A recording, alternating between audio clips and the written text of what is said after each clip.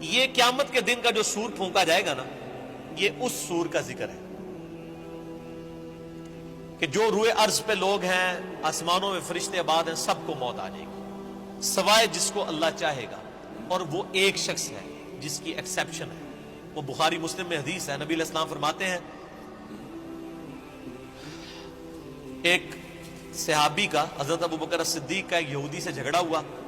اس یہودی نے کہا کہ موسیٰ علیہ السلام کو اللہ تعالیٰ نے تمام جہانوں پہ فضیلت دی۔ صحابی نے کہا کہ نبی علیہ السلام کو سارے جہانوں پہ فضیلت دی۔ آپس میں جھگڑا ہوا تو اس صحابی نے نبی علیہ السلام کی محبت میں اس یہودی کو تھپڑ مار دیا۔ یہ بخاری مسلم دونوں میں۔ مقدمہ نبی علیہ السلام کے پاس پیش ہوا، آپ نے اپنے صحابی کو ڈانٹا اور فرمایا مجھے یونس پہ بھی فضیلت مت دو، اور یونس وہ ہیں کہ جن پہ اللہ تعالیٰ کی طرف سے عطاب آیا۔ پھر اتنا عطاب کہ سورہ الصافات میں ہے کہ اگر یونس اللہ سے توبہ نہ کرتے تو مچھلی کے پیٹ سے اس دن نکالے جاتے ہیں جس دن مردے اپنی قبروں سے نکالے جائیں گے۔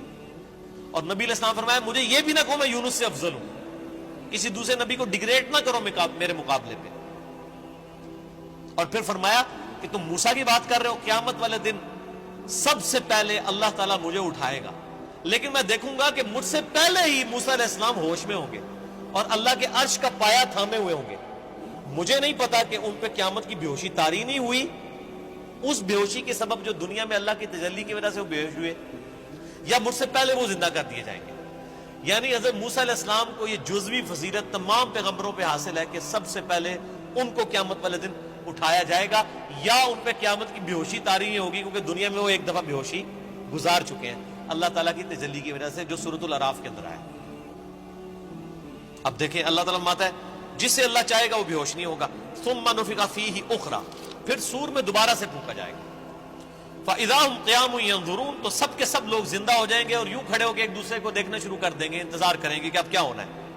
واشرقت الارض بنور ربها، زمین جگمگا اٹھے گی تیرے رب کے نور سے، یعنی اللہ تعالیٰ اس دنیا پہ آ جائے گا جیسا کہ شان کی لائق ہے۔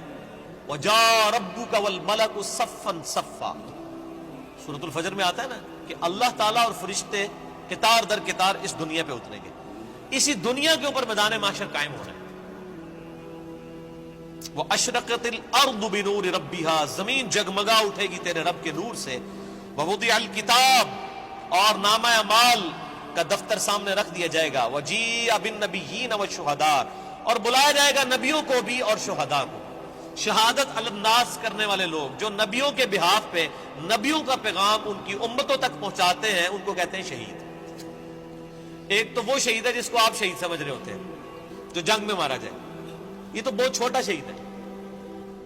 اصل شہید وہ ہے جو اللہ کی دعوت لے کے اٹھتا ہے اور شہادت علی الناس کرتا ہے، جو بخاری مسلم میں موجود ہے۔ کیا میں نے اللہ کا پیغام تم تک پہنچا دیا؟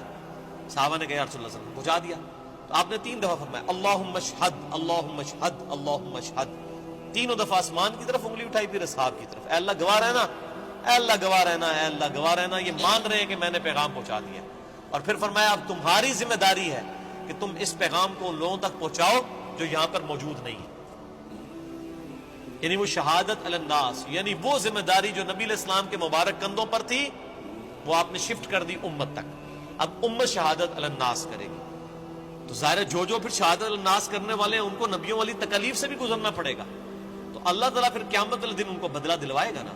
نامہ اعمال بھی آ جائیں گے، نبی بھی، اور نبیوں کے جو خلفاء ہیں، جو نبیوں کے طریقے پر قیامت تک لوگوں کو دین کی طرف بلانے والے، شہادت علی الناس کرنے والے لوگ ہیں، وہ بھی بلا لیے جائیں گے۔ پھر کیا ہوگا؟ وَقُضِيَ بَيْنَهُمْ بِالْحَقِّ، پھر ان کے درمیان فیصلہ کیا جائے گا انصاف کے ساتھ۔ وَهُمْ لَا يُظْلَمُونَ، اور ان پر ظلم نہیں کیا جائے گا۔ وَوُفِّيَتْ كُلُّ نَفْسٍ مَّا عَمِلَتْ، اور ہر جان کو وہی کچھ بدلہ دیا جائے گا جو اس نے دنیا میں اعمال کیے ہوں گے، ہر جان کو بدلہ مل جائے گا۔ یہ نہیں ہے کہ دنیا میں کسی نے برے اعمال کیے تو اس کو بدلہ کوئی اچھا مل جائے گا، یا دنیا میں جس بیچارے نے اچھے اعمال گزارے اور زندگی مفلسی کی گزاری، اوتھے بھی جا کے بیچارہ انجی رہے گا نا، وہاں تو پھر اللہ تعالیٰ کہ ہاں تو پھر کرنسی کوئی اور ہے نا، وہاں تو نیکیوں کی کرنسی چلے گی۔